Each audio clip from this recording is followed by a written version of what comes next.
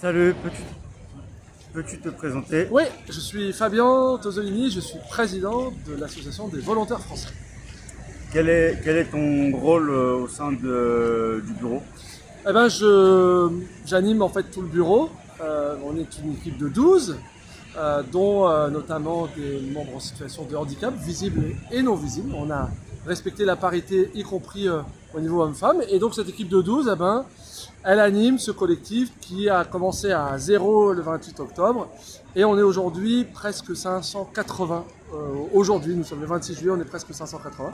Donc mon rôle à moi, c'est simplement de faire attention à tout le monde, parce que quand on anime un collectif, il faut toujours faire attention à tout le monde. Et moi, mon job, c'est ça. Voilà, c'est d'animer et de faire très attention à ce que les uns et les autres puissent donner leur avis, travailler ensemble en collectif et faire attention à ce que tout le monde ait la voix. Et comment as-tu vécu les Jeux olympiques et Oh paralympiques? là là, est-ce que tu as 3 heures? Non, les Jeux olympiques, c'était un rêve de gamin, moi. Les premiers Jeux olympiques, ma relation avec les Jeux olympiques, elle a commencé, j'avais 12 ans. C'était en 92, c'était un porteur de flammes d'Albertville 92 qui est passé devant chez moi.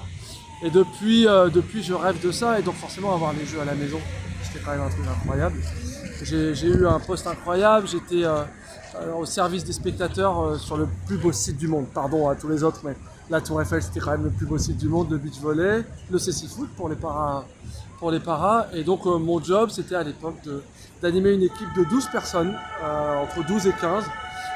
Et on s'occupait d'accueillir les spectateurs. Et on avait, nous, par jour, entre 2 à 4 sessions. Et à chaque session, c'était entre 15 et 17 000 personnes. Donc on a vu beaucoup de monde pour le coup. Et une dernière question, comment vois-tu l'héritage aujourd'hui par rapport à il y a 2 ans? Ah, l'héritage, il est d'abord un héritage humain, on l'a vu là, on le voit, on est encore une grande famille. Et puis il y avait Paris, mais il y avait aussi Lyon, il y avait aussi Marseille, il y avait Lille, il y avait les copains de Bordeaux qui ont un peu aménagé leur événement avec les conditions que l'on connaît. C'est d'abord un héritage humain.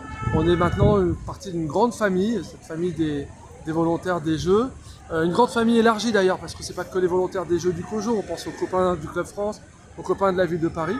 Et puis notre objectif à nous, c'est maintenant de faire vivre cet héritage. Et puis l'héritage de demain, il va se construire avec les Apple 2030. Voilà, on travaille dessus. C'est pas bien. De rien.